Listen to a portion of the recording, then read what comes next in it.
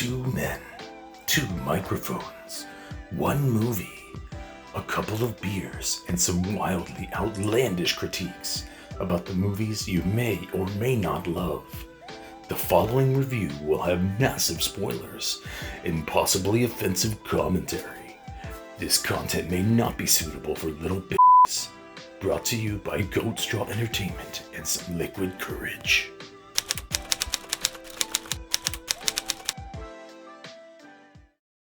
What's up, movie lovers? Welcome back to another episode of Not Your Everyday Critics. This show is all about critiquing movies, from movies currently in theaters all the way to old school, like black and white films that are considered classics.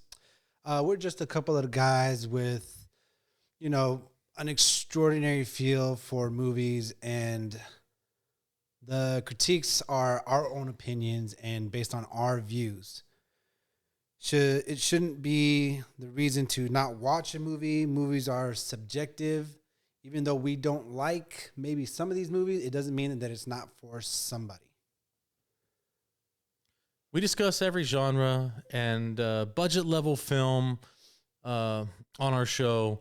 And with the current estimation of 500,000 feature films in all of existence, which is fucking crazy. Excited. Yeah, I think we may have our work cut out for us here. So why don't you guys take a load off? Why don't you go grab a snack, get a beer, put your feet up. 'Cause we got a lot of ground to cover. Yes. A lot of ground to cover. So the movie we're going to critique today is a Halloween classic. We're going to critique Hocus, Pocus. So excited about I'm this actually one. very excited. I'm actually really excited. I'm actually very excited for this. I've seen this movie quite a lot, and after rewatching it recently, I was like, man, I missed this film. That's like a film you could watch even when it's not Halloween and still have a fucking great time. It's so fucking great. I remember watching this as I grew up with my family. We sat around. Like you said, it was not even on Halloween. Yeah, not even on Halloween. Just a great all-around family movie. It's freaking perfect. Yeah. All right, so let's jump into the categories real quick. So we're going to do intro, cast, wardrobe, writing, score, direction, practical, and digital effects. Suspense buildup. It's technically a horror, but it's horror comedy, so there's not really gonna be much of that. Yeah. Chase scene, gore. This is a Disney movie, so there's not gonna be much of that. No. Framework. The don't go in there. Don't go in there. And then the outro. So I say we jump right into this bad boy, and we start. We start with the intro. Start the intro. I'll let you do the intro. Oh, so all right. Well, the intro starts as the movie starts. The names are going by. It looks like it's flying over, some mountains, treetops, and everything like that. And then it quickly cuts into a scene where this boy wakes up in bed after they see somebody in the window move quickly fast, and he's looking for his sister Emily. And as he's looking for his sister Emily, can't find his sister Emily, they notice that a house is actually the chimney's coming out with like a colorful smoke. Yeah, it's like I believe it was smoke. like green. So I guess, it's witches, so they're making like a potion or whatever. So you got this real colorful smoke coming out from their cauldron or anything like that. So he rushes to go find his sister at this place, finds out that his sister just was drawn in to the freaking house by a woman singing. One of the witches was singing. That's how she was able to draw in. That's how she lured her into that's how she's able to draw in children. And as he sees these three old biddies, these three old witches at the time, she's trying to figure out what the heck is going on. And I guess they're trying to make her drink a potion so that they can be young again. Mm-hmm. Where he sees all this going on, interrupts, he freaking jumps at it, trying to save his sister firsthand as much as he can. Takes 2 of them down, but the main witch, which just so happens to be Winifred, was able to get him, put him down. Turns out the little girl drank the potion, so now she's glowing, and they are going to suck the essence or her youth out of her so they can be young again or younger again. Younger, yes. So that's about almost the end. So what happens, I think we have a few more minutes there.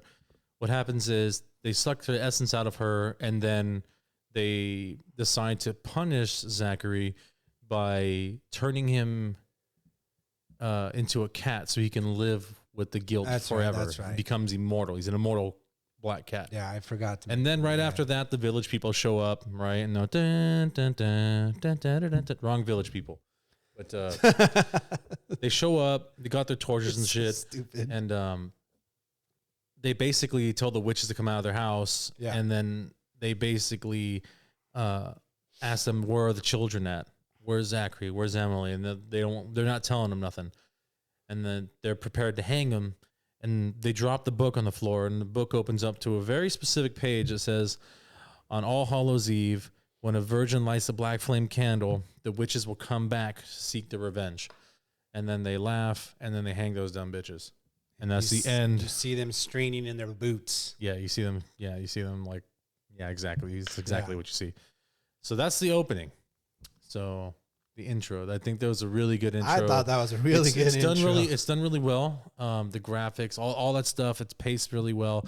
It's one of those old school intros, but the way that it started was it started with the singing, and all of a sudden it flying across the field. And that's when they do like the old school, like, you know how like movies used to have like all the names in the intro, directed by the cast, the producer, exactly. the key.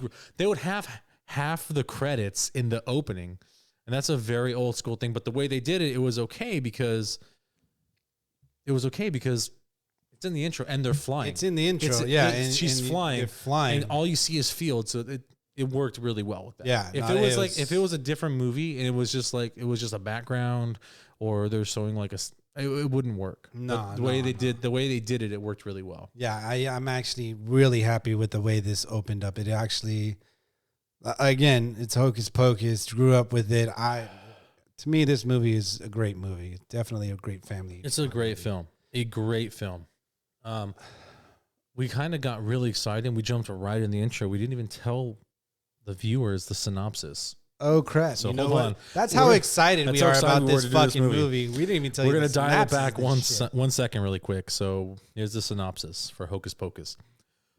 A curious youngster moves to Salem, where he struggles to fit in before awakening a trio of diabolical witches that were executed in the 17th century. That's the synopsis from Sanctuary. Sanctuary, but century. I don't know why I add area in there. I have no idea. I'm like sanctuary. Yeah. What the hell are you talking about? Don't worry about me. Don't worry about me. All right, cool. All right, so yeah, that's the synopsis. So we're gonna jump right back into the categories now. We're gonna go with cast.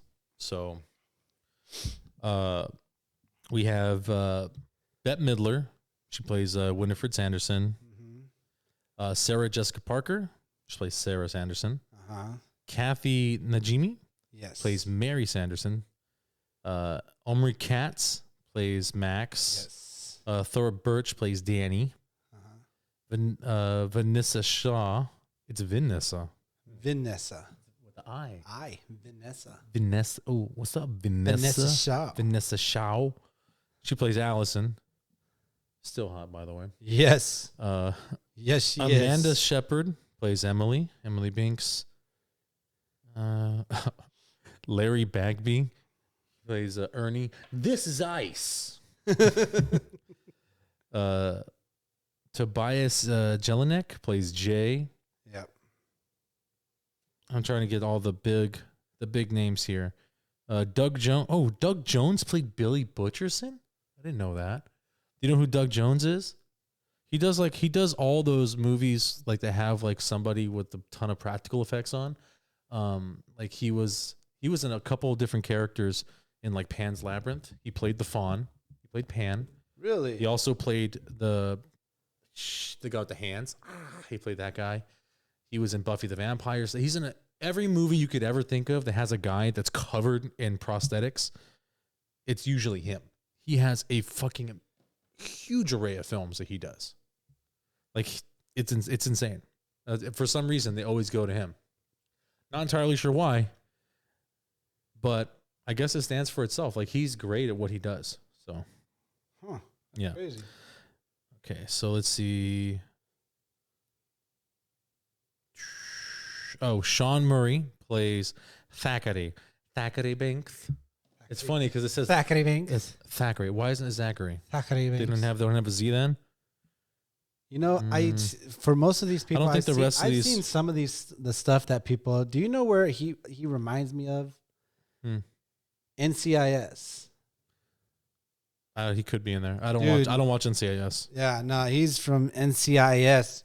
His face was so familiar when I rewatched Hocus Pocus. I was like, I know that freaking guy. He's from NCIS. That was like one of his first movie roles. Okay. So awesome. All right, so we're not going to do all of them because the rest is like Night Child, Kidnap. We're gonna give them a nod for there's quite a few people. Everyone that took place so, was in the movie. Give you a nod to that. So I think the cast is great. I don't think they could have cast it any other way. I was trying to think of who they would cast like the Sanderson sisters as if they were modern, because I know they're going to do a Hocus Pocus 2. Yeah, they're going to do a Hocus Pocus 2. Bette Midler is said to be back as Winifred again. Have you seen a picture of her lately? I have not. She old. I bet she is. I bet she is. I love Bette Midler. But Bette Midler, she might be a little old, but she's awesome. Do you know who still looks good? Is Kathy? Jessica? No, Kathy and Jimmy still looks good. Kathy and Jimmy? I think she looks better now than she did when she played Mary. She's lost weight and stuff now. She looks really good. And then I know she was working hard on. And that then kind Sarah of stuff Jessica Parker looks more like a horse. So, Jesus, you're so hateful. You're such a hater. Such a hater. I love you, Sarah. I love Sarah Jessica Parker. Sarah. I just gotta run with the joke, dude. I'm hoping she runs with it Hocus now. Pocus. I Hoping love watching she runs Sex with in the it. City. I got you. Stop being a homo. Okay, Shut the fuck but the cast is great. The cast is really good. Yeah. I don't know if Danny has done too much work after this. No, I don't think so. I didn't go down to too much research to see if anybody else has gone into more movies and stuff like that. I just recognize the one face from that kid, and then the other ones you should know. Yeah, you should know because it's in our timeline. But the other ones I have no idea. But I think it's good casting. So I think it was a really good casting. It'd be nice if most of that cast came back for the return. That would be freaking awesome. That'd be really cool. But that would be freaking only awesome. time will tell. I don't know. They haven't put a release date on it. They only announced. I haven't even seen a trailer for it. Like I don't even know. I don't even know if they're in post yet. So we'd only get a trailer if they were just about to start post. Yeah. All right. So let's move on to our next category: wardrobe.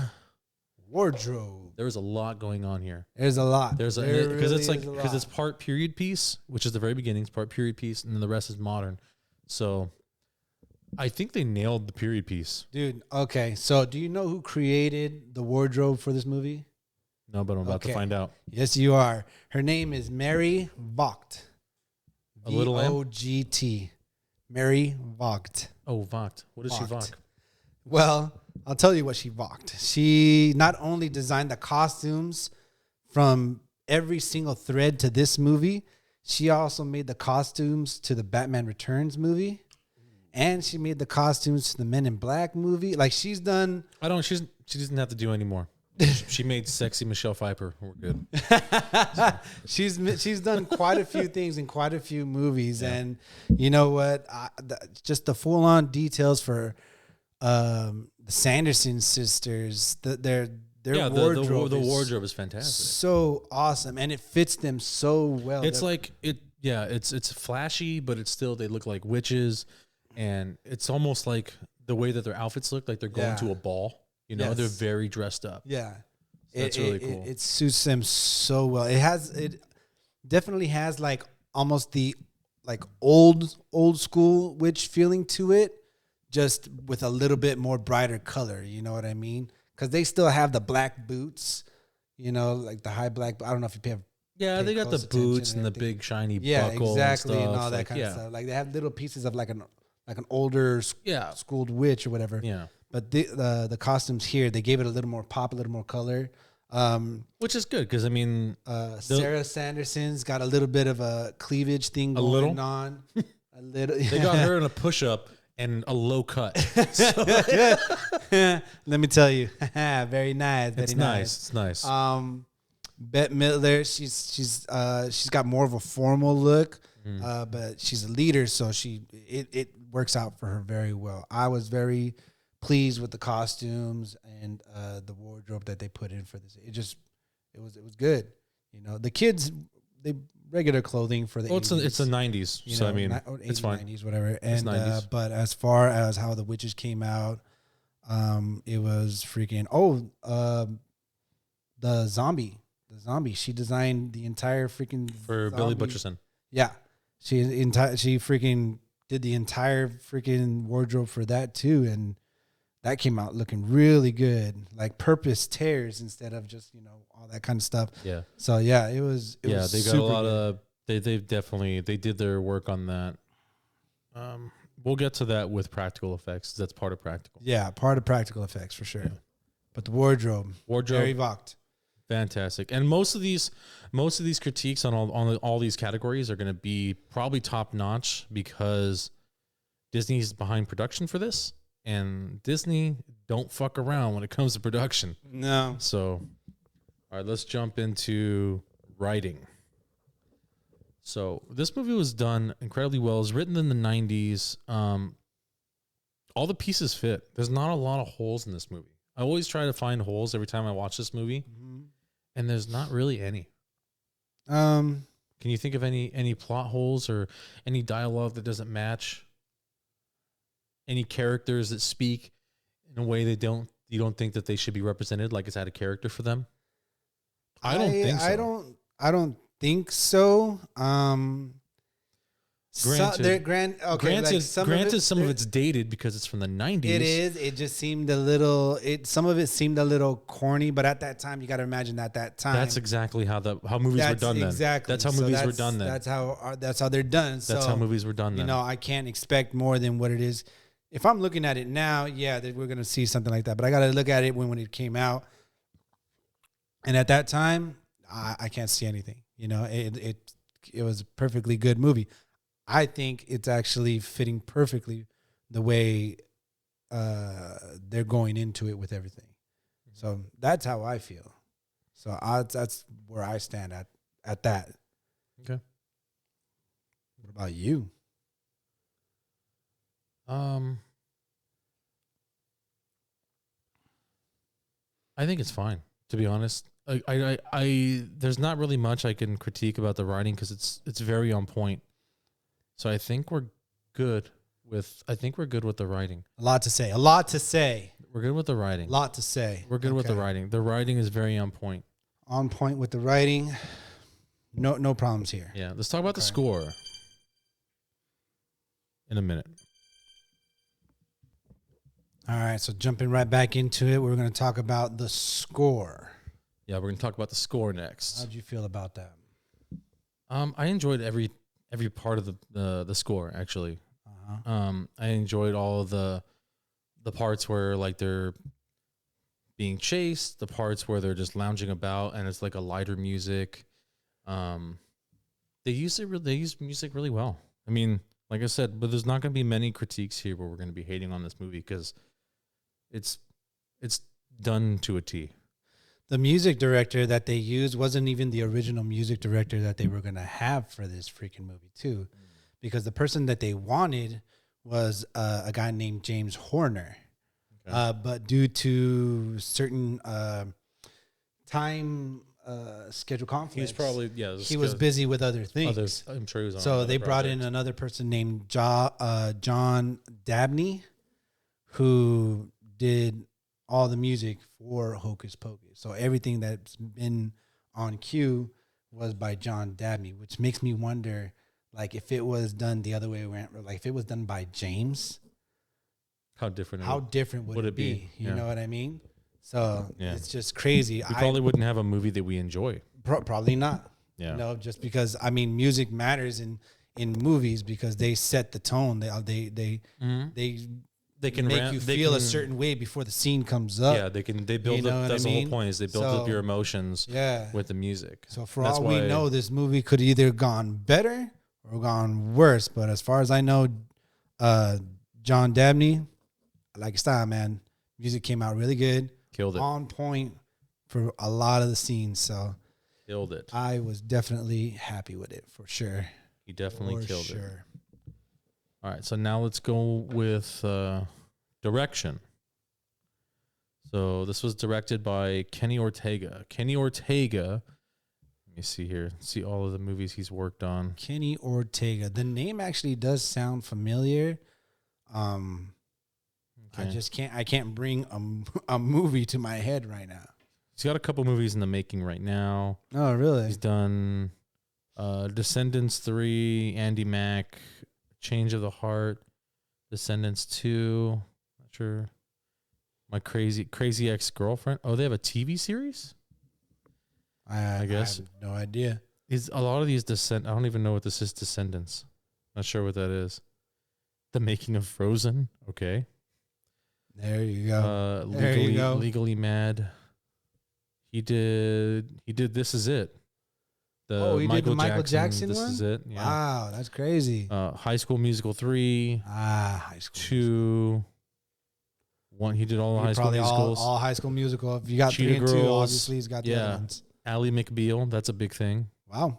Grounded for Life. That was pretty big. All right, so he's got He's got a lot of TV uh, shows under his belt for sure. A lot of TV shows for sure, but he does do quite a few movies. Yeah. I'm not unhappy with the way this was directed. As a matter of fact, I was actually everything was appealing to the eye, you know, scene for scene, with wherever it took us to up when, you know, they knocking on the door, witches come out, getting hung. They brought back to life with a black candle, and they go up to the street, black tar. Mm-hmm. They're like, holy shit, like we can't step on that, blah, blah, blah. So she tries to sacrifice her sister to see if it's harmful. Well, that's all writing. That's not really much with direction. Yeah, I Direction's know, kind but of like the scene, them walking up, and then the wide angle picture of the push. yeah. Yeah, that's the direction. You know what I mean? Yeah. A lot of that was fun to see. It was cool. Yeah, it was pretty good. I enjoyed it. I was fine with the direction. I don't think there's anything bad there. There's some praise for sure. So Yeah. let's move on to practical effects and then digital effects. Practical effects. There's a lot of practical effects in here. Yeah, it was more practical effects than digital effects. That's for sure. But there are both. There's both. Okay. There's a scene that I like, but I want to know if you have a scene that you like for practical effects in the movie. I think probably favorite practical would have to be when they kick Billy Butcherson's head off. That's mine too. That is mine also. It was either between that. I mean, technically his whole outfit is practical. Yeah, it was either that or when the cat gets inflated again after being run over. Oh, and he gets run over? Yeah. Yeah, that's a good one. Yeah, so that was the other one that I was going to Yeah. say too, because that's a good one too. Yeah, practical effects are great in this movie. They did a great job with that. Digital effects, like we've mentioned before in other critiques, of that digital effects can be good and they're probably good for the time, but most of them, they don't last. They don't stand the test of time. Yeah. And that's usually the issue. It is. Again, there's not too many digital effects in this movie. Maybe the cat talking, the lighting of the black flame, the lightning from her flying coming out of her hands, them flying with a moving background. With the moving background, yeah. Yeah. So I mean, there's a little bit there. There's a little bit, but not too much. That like it's very like it didn't take over the movie. You know what I mean? The digital effects didn't take over the movie. It was more practical effects and more actual acting and going over with everything. Which I can appreciate because I love practical effects. Yeah. It just makes it seem more real, more fun. Digital effects. Don't get me wrong, I love digital effects and stuff, but especially when it's done good. But the problem is that's the thing is they just don't last. Nah. Even some of my favorite movies, like I'll go back and I'll watch them. Like they have some digital effects. I'm like, God, this is garbage. So it happens sometimes, man. It happens sometimes. Yeah, but that's just the thing. Is like it's that just goes to show you that everything's always changing. Everything's always upgrading. Yeah. Graphics are always going to keep constantly getting better and better. So I loved Hocus Pocus as it is now, but Hocus Pocus 2, I feel like it's got a lot to. It has so much to live up to. So much to live up to. And the likeliness of that happening is so low. I'm just hoping they don't use too much digital effects in this. I have a feeling they're going to. I feel like they're going to. I mean, I don't get me wrong. Digital effects done well could go great. Not too many movies can do it. Okay. But I actually am having high hopes for Hocus Pocus 2 because, the nostalgia for having that movie growing up. Disney, I'm saying this, man. Don't fuck this shit up for me, man. Okay, Well, they're probably almost done shooting it, so don't fuck this up for me, man. They also don't give a fuck about you. Why you gotta mess with my emotions like this? But no, not a lot of people care about you. So. You stupid piece of shit. Whatever, man. This is why I drink. All right, so let's move on to suspense build up. Like I said, this is a horror comedy. It's more comedy than it is horror. Yeah, it definitely is more comedy for sure. I think we're gonna have to skip this one. Is there anything you can think of where it's like a suspenseful buildup? Suspenseful buildup. There's one scene. Go for it because it might be the scene that I'm thinking about too. One scene that the only one I could think of that has any type of suspense buildup is going to be when after the Sandersons are dead, and then Allison, Danny, and Max are back at the house, and then Allison is going to be walked home by Max, and they walk down the hall, but the shot is still focused on the door in the hallway as they walk down, and it kind of creeps open a little bit, and like you see the screen door, and there's like a finger, and like there's some elements of spookiness there, but that's like it. There's nothing else like incredibly creepy. No, there wasn't anything really creepy about the movie. Like I said, it's a fun family movie. It's more comical than anything else.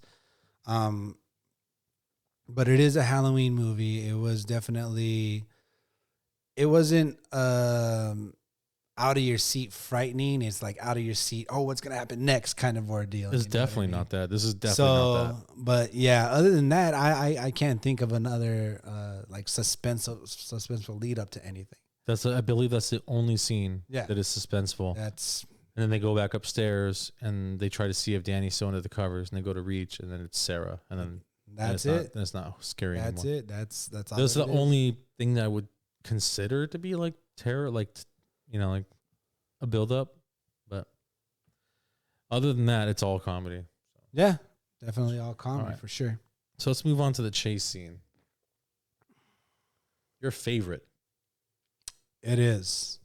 Tell me about your favorite chase scene. My favorite chase scene is when the zombie is actually chasing the kids, like when they're going through the forest. Not the forest, it's a graveyard. It's a graveyard. They're going through the graveyard, and they're going underneath the graveyard to like a tunnel. He's right behind them, and he follows them like everywhere. Even I think he followed them all the way to like there was like a dance scene in there, and he was in there too, right? Mm-hmm.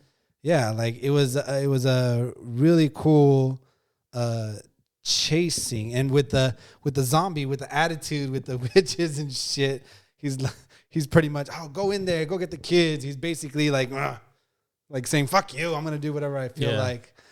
He doesn't want to do anything for Winifred because she's basically the reason he's dead. Yeah, exactly. So it wasn't like an intense chase scene. It was like a fun chase scene to see the kids running away from this zombie from back in the 1800s and all that kind of stuff. But yeah, I had fun with it. And then when he was finally able to catch up to them, I guess he pulled out like a pocket knife or some shit like that. And he was actually able to cut his mouth open because it was sewn shut for whatever reason. I can't remember the story for it. So he couldn't tell Winifred's secrets even in death. Oh, there you go. There you go. Yep. And he was able to speak finally. And he called her a wench, this and that, blah, blah, blah. Yeah. And then the kid goes, dude, whatever you say, just don't breathe on me. Yeah. No shit. That guy has the worst morning breath. Oh, yeah. Yeah, so there's that chase scene. There's another one where Winifred is chasing them on her broomstick while they're driving more towards the end. That's a good one. That's a good one. That's a good one. But that one is 100. Well, it's mostly digital. So Winifred's on her broomstick, and they have a wide shot of the car, and then Winifred next to them. And like I said, like you can see that you can see the effects of like the old digital. It's still good. It's still good. Yeah, no, yeah, definitely. It's definitely, still good. definitely. So that's good. The chase scene's fun. Let's go with we're gonna do gore next. So let's skip the gore I don't think because there is no gore. There's no gore in here. Yeah, There's none. The closest gore scene you can probably have is if when they ran over the cat and things would actually spill out of him, but he was able to inflate himself again because he can't die. He's in a curse. You know what I mean? But other than that, there's no gore scene. No gore scene at all. I mean, unless the zombie getting his head cut off by the branch, I guess. I guess that could be considered gore. But like I said, other than like family movie, Yeah, really wasn't anything in there. yeah. So It wasn't gore. this is a topic that we're just probably gonna skip. We're just gonna skip. But yeah, let's just go to the next one. Skip. Let's go to framework.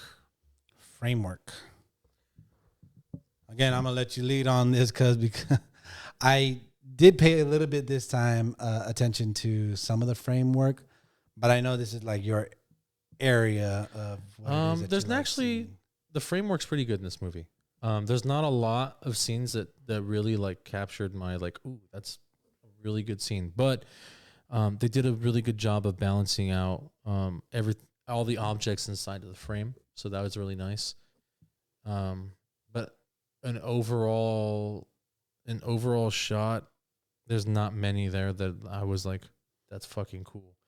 I think the coolest shot was probably after the witches captured Danny, and then they blasted off through the ceiling in the house, and they had the upward angle shot of them showing the witches, and you still see some of the debris on the side. That's probably my favorite shot of the movie. I don't know. I said, you know what? For me, is when they went into the Halloween party, the dance, and they started shooting them from when they went up on stage. And then they were getting them across, and then they had that pan out of just looking them going into the crowd while they were singing, okay? And they were able to get like a whole view of them, you know? And then I guess the view was still there. They're still singing. And then they go to, what's that kid's name again? Max. And then he's telling them to cover their ears. That's when the zombie shows up and everything like that. And then they leave, but they still have that scene of them. When they go back, they're still dancing. They're still singing. They're still doing their thing. That view right there, I actually enjoyed that scene, particularly when they were able to capture everybody in there. Yeah, it's a wide pan, so yeah, that's pretty good. Yeah, I think that was pretty good. One of the better ones. You know me, like whenever I'm looking at framework, I try to I usually look for a scene that, well, for one, I like to make sure that all the scenes are framed up really well. Yeah. You know, and so to make sure the objects, they have their focal point and then something to balance it off in the background, which is, they're great at that. But I'm usually looking for something a little more like artistic or, like something unique. I always try and pick something out from like a movie that has like a very unique angle. I can see where you want to do something that, but that's being nitpicky on a certain frame. No, not really. You got to appreciate. No, I do. I appreciate. Too, I appreciate the framework. You're trying to see something that's not really been done before, or it's not necessarily that it hasn't been done. I'm just looking for something that stands out from the rest of the frame, or the rest of the framework. Usually every movie that I've seen has something like that. Has like one shot that's like, oh, that's interesting. Stands out a little from the rest of the framework of every movie or every scene in the movie. And this one there really wasn't much. Everything was kind of like cookie cutter almost, like the way it was framed up. Like again, it was very 90s movie. But it's fine. No, there's nothing wrong with that because it works. The whole movie works.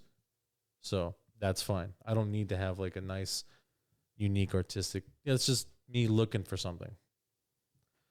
All right, so now we're gonna go on to it's not nitpicking.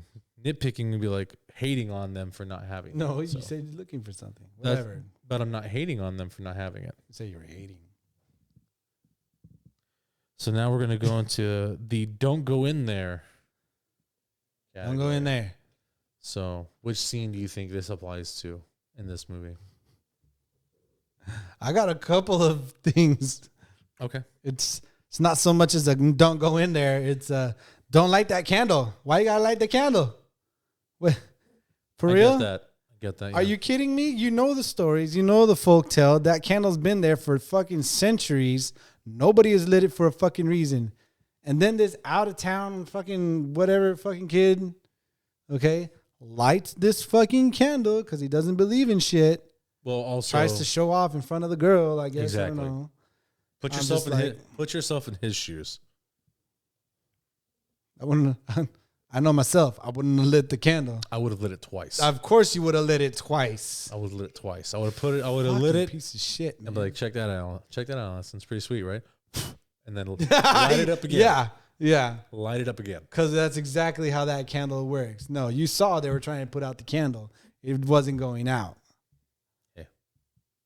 It wasn't going to go out until it went out by itself. That's the point of that candle. I wasn't there. So you're so stupid. Don't light the fucking candle. You hear the story. Yeah, it's been like centuries that this freaking. But you have to imagine that he doesn't believe in that kind of stuff. Give me another beer. Hurry up, bro. Hey, we're in the middle of taping this mother. Jesus Christ. Son of a bitch, man. Get nice and sloppy for this.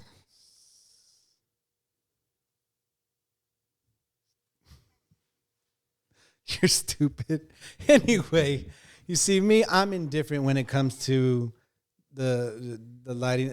I'm listening to a story where this candle hasn't been lit for this many years. Nobody dares to nobody dares to light this candle. I'm not from here. You listen to the story, you say, ooh, that is interesting. I better stay away from the candle. I'm not trying to fucking. But you also have to think that like he is from LA.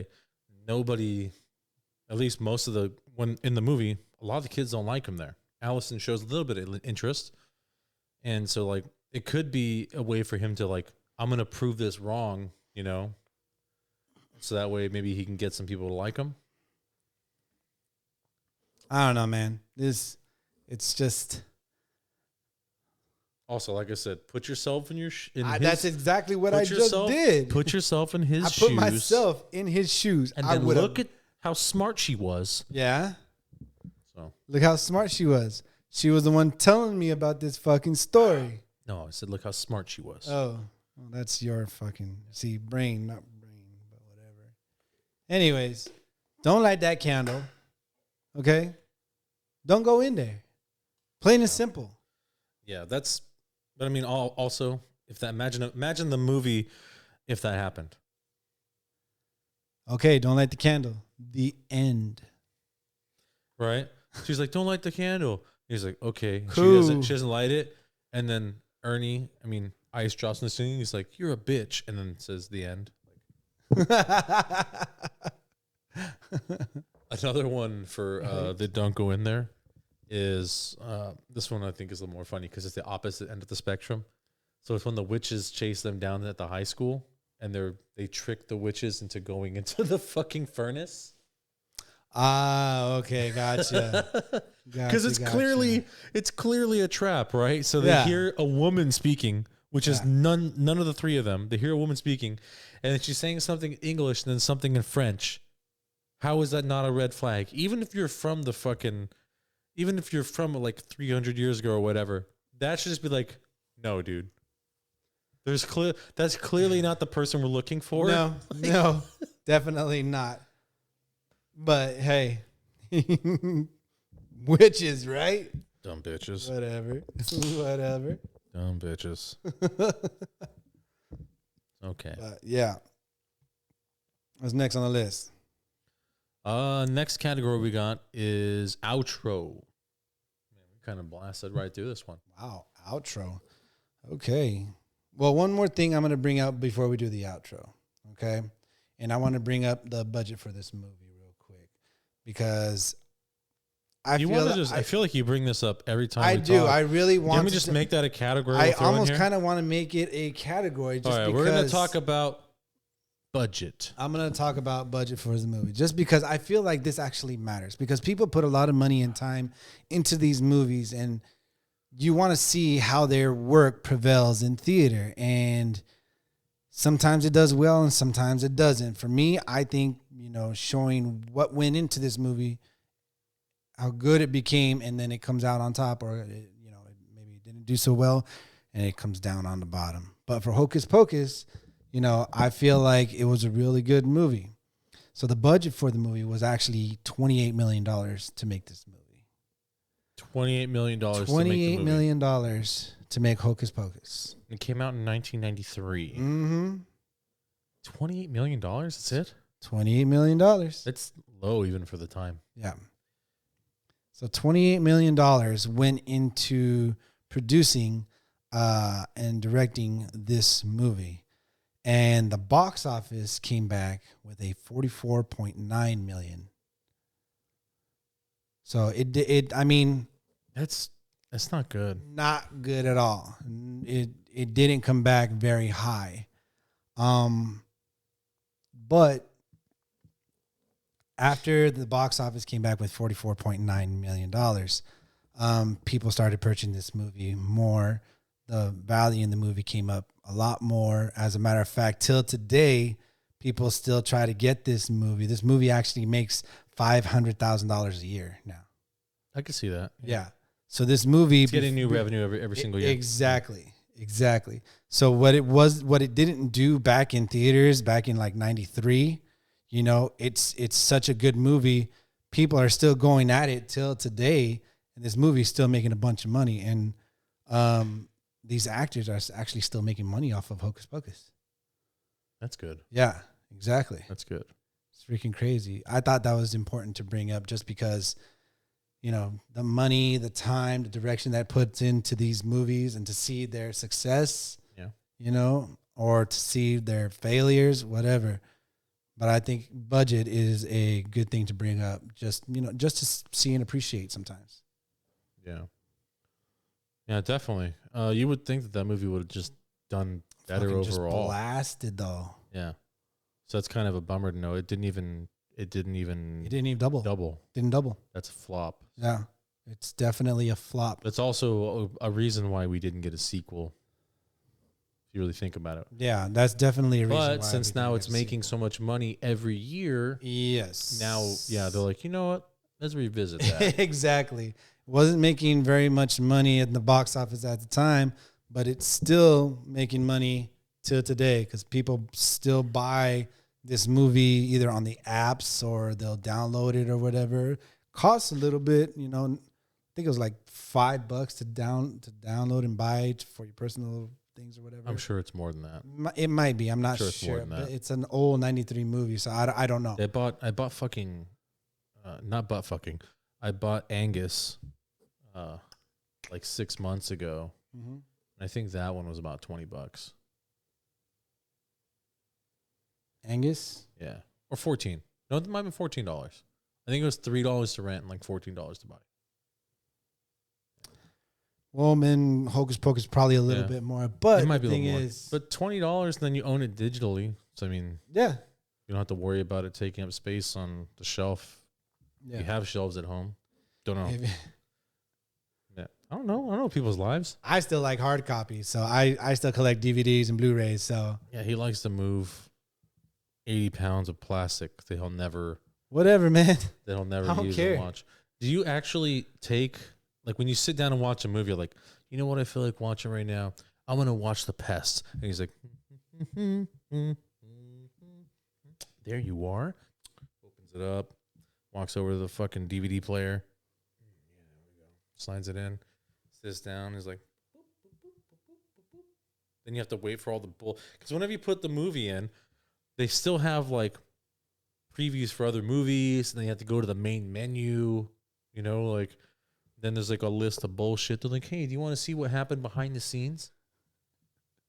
And you're like, no, dude, I just want to watch So the fucking fucking movie, dude. spoiled, bro. Spoiled. Jesus Christ.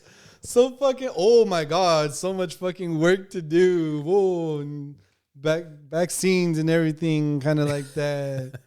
What the fuck, man? So what? Who cares? You know what I mean? I just want to know, It's is a that nice what you do every single time? It's not always. I mean, some things I'll watch on Netflix and Hulu when it shows up. But if there's something in particular that I want to watch, I go to my it's not a shelf.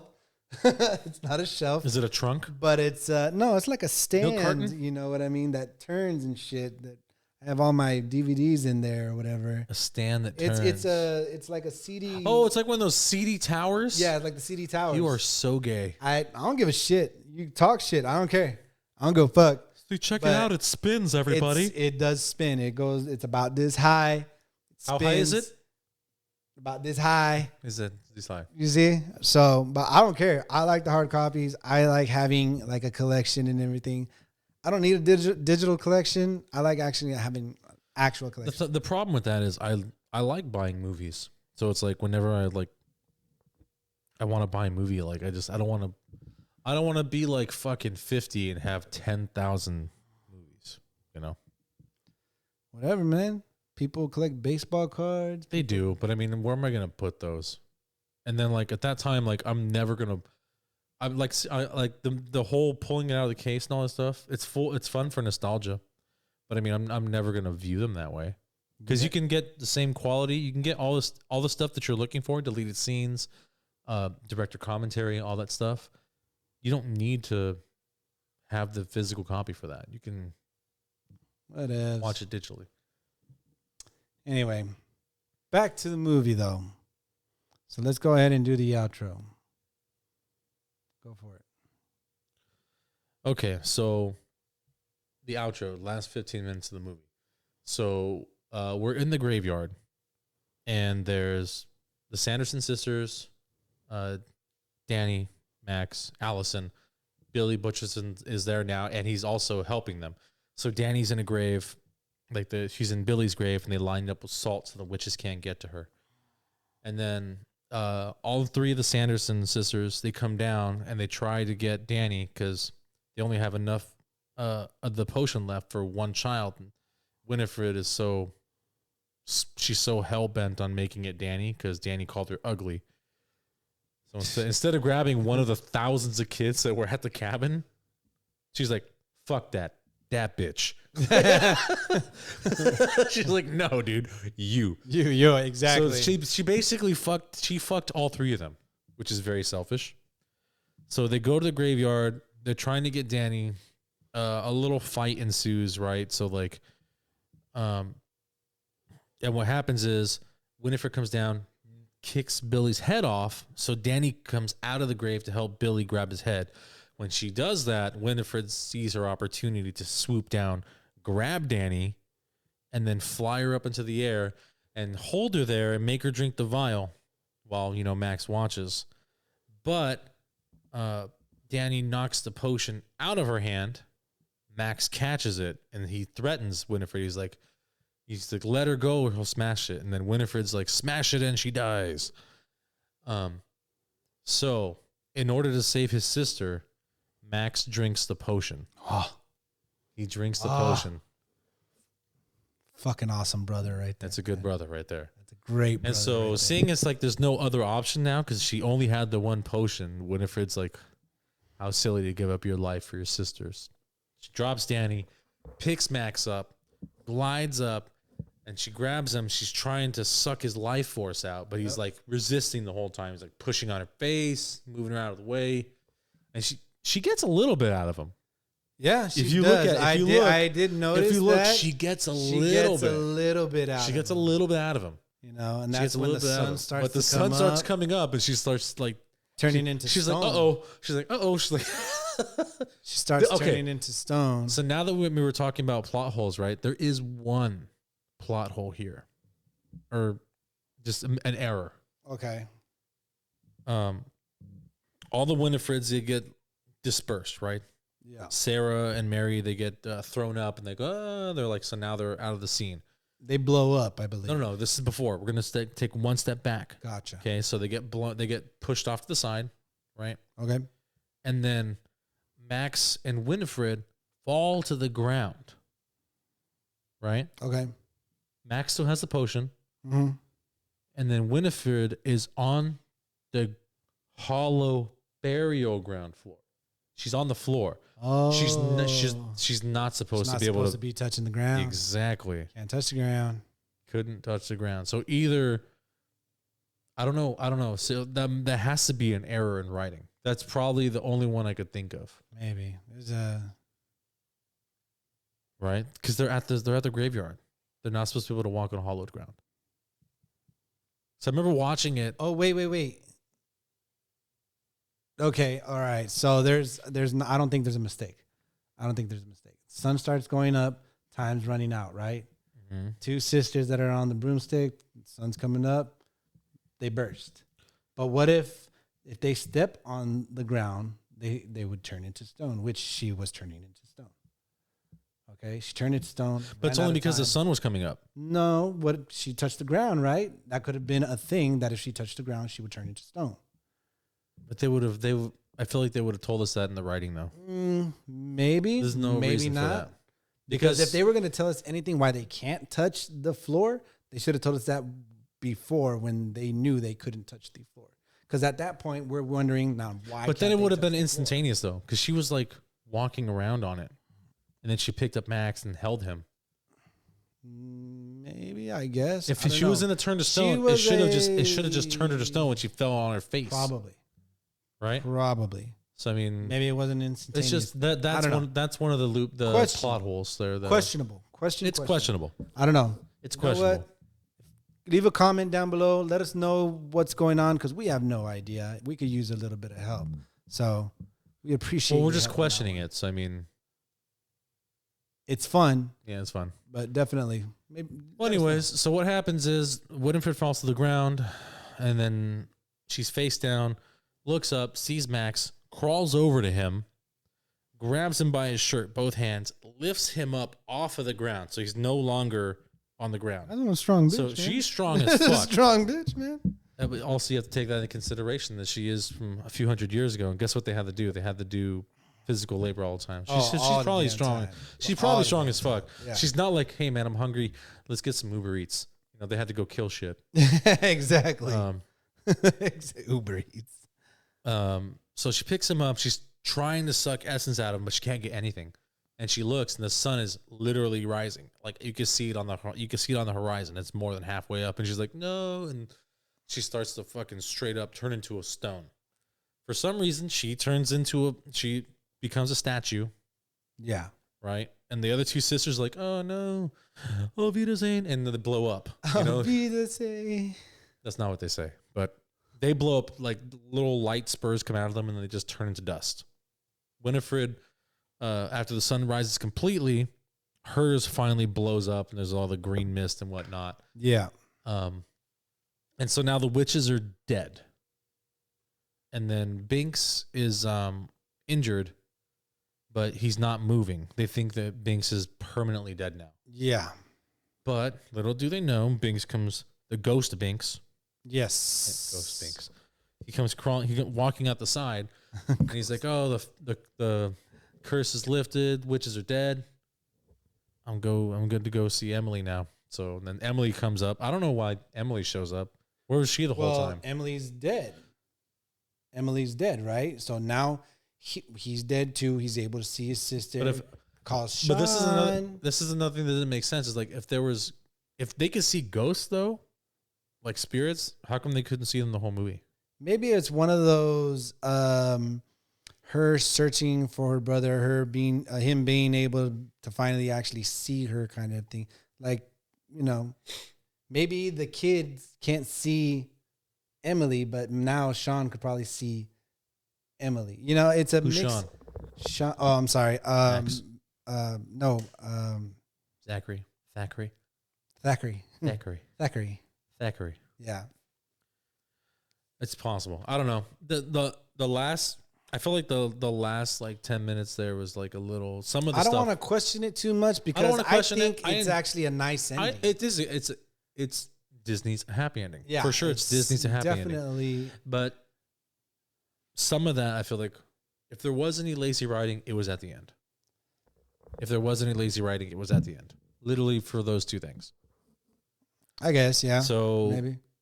Allison and Max and Danny all kind of hug together, and then it ends with Thackeray and Emily walking down the road out of the graveyard, and then Emily asks what took Thackeray so long. She's like, "Oh, I had to wait like 300 years for a virgin to light a candle," and then they all kind of chuckle.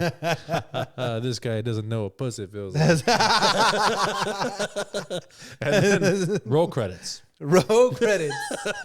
That's so much. That's awesome. It's so much fun. Yeah. But yeah, that's the outro. That's Hocus So Pocus. what do you think though? How much do you enjoy the way it ended with them walking off into the sunrise and then Max and Allison and Danny? You know what? As sometimes that could be a little corny, but for this movie, I actually enjoyed the way this movie ended, just the way it did. I don't foresee a problem with the way the movie ended. It didn't have an unneeded dialogue. It ended on a perfect note. The ending, the music towards the end was fine. I have no issues.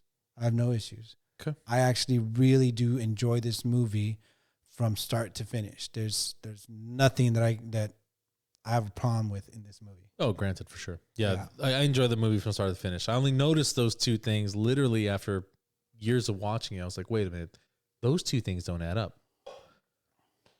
I mean, that's just me like catching it finally, after literally like almost 3 decades of watching that movie. Wow, it came out in 93. It's going to be 30 years old in 2 more years. So, damn, that's a long time. Yeah. That's a long time. So, I mean, yeah, I've almost seen it for 30 years and I'm barely catching that now. I'm like, God damn it. How lame am I to barely can notice this now? Sounds good. Okay. So as I was saying before, I was so rudely interrupted by my camera. Piece of shit. Piece of shit camera. Don't say that. We still need him. Love that camera. He's going to go soon. Piece of shit camera. As I was saying, I can't believe I've been watching this movie for 30 years and I just barely noticed those two. I guess those are technically not plot holes, but just inconsistencies with the writing. So other than that, movie from start to finish, one of my favorite Halloween movies ever. So Yeah. I was super excited to do this episode. Yeah, definitely. I'm the same way with all the nostalgia that goes into this movie. I'm not looking for those types of like holes in anything because I have so much love for the movie and anything like that. And for me, still it holds up. For me, it still holds up. Oh, it definitely holds up still. Still love this movie. It holds up. From It's almost when I first watched the fucking. Yeah, it's almost time, 30 years old, but it's written so well that it's basically timeless. Yeah. So, it's such a good movie. If you got little kids, or if you're just a guy or a girl or a cheetah or a raccoon who likes movies, just check it out. It's an amazing film. Yes, you cheetah and raccoons. Make sure you watch the. Can't find. It could be a stapler. So whatever. Anyway, let's move on to our rating. Rating. So this was a movie you picked out. So you're gonna pick out the head for this week. I am. I'm going to pick out the head for this week. And you know what? I love this movie so much. I'm going to go with the main cheese of this movie as I see fit. And I'm actually going to give this movie, this is going to be my 5, by the way. I kind of figured I'm going to give this my 5, by the way. And I'm going to go with 5 Bette Midlers. You're going to use Bette Midler? I'm going to use Bette Midler in this one. Dare you? I don't care. I don't care. I don't care. What? All right. I'm okay with this movie being a 5 for sure. I just don't like that you picked Bette Midler. Why not? I don't know. Why not? I Too think on point. that's my point, though. She was so well, and she's on key. Like, she's so good. You can say whatever you want, man. You can say whatever you want. I'm going with Bette Midler on this. Well, I hope you guys enjoyed this last episode of the show. No. Come on, but man. definitely this movie's. I'm good with the 5 Midler. Yeah, So that's good. Definitely, for That's sure. good. I've been thinking about introducing a new topic, or not topic, just a recommendation Okay. on our way out. What's So that? I was gonna say one of us should just recommend a film. This movie is always, every movie we critique is always going to be recommended to watch. Like I said, like every movie is for somebody. So if you've never seen it and it seems interesting, watch it. But I also want to give a fun recommendation. All right, let's hear it. I've been wanting to watch this movie for a while, and I caught it the other day, and it was pretty fucking good. Way better than I thought it was going to be. It's not a horror movie. It's a thriller, suspense, or thriller. Thriller movie. Yeah. Okay. I guess thriller drama. This It's is thriller. it's called Unhinged, starring Russell Crowe. Russell Crowe. It's on. It's streaming currently right now. I believe it's on Amazon. So, if you haven't seen it, it's a fantastic film. It's got Russell Crowe, and the whole premise is that he's a man who's having a lot of issues going on in his life, and he has issues with road rage, and the issues in his life plus the road rage gets the better of him, and some crazy things happen. Yeah. I've actually. So I don't want to give away too much. It's really good. Yeah, I think it's way better than you think it would be. I've seen trailers for that. Yeah, actually. it's way better than you I've think it seen would be. that. So check out Hocus Pocus. Check out Unhinged. Streaming on Amazon. Hocus Pocus. I believe you could find that on Disney Plus, and then I guess you could buy it on Amazon, because you can buy movies on Amazon. Yeah. To stream. Definitely gonna check Yeah, it out. check it out. I'll take your recommendation for it. I'll check it out. I'm always up for new movies anytime. And if you guys have any movies you guys want to suggest, why not? Let us know. Yeah. Sounds good. Sounds good. Sounds good. And with that, let's roll the credits, turn off the house lights, or turn on the house lights, and discuss the movie in the parking lot over a cigarette. Over a cigarette. Okay.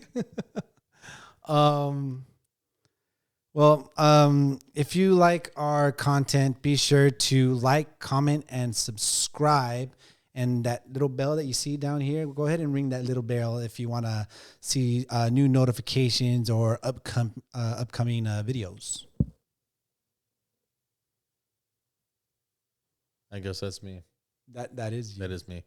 And if you have a movie in mind, like Manny was mentioning earlier, that you guys want us to talk about, send us an email at nyec.gse@gmail.com. Like we mentioned earlier, our passion for film is basically an addiction. So new movies are always welcome. Always welcome, no matter what. So Always. until our next big silver screen event, stay safe and happy movie going. Happy movie going. Happy movie going.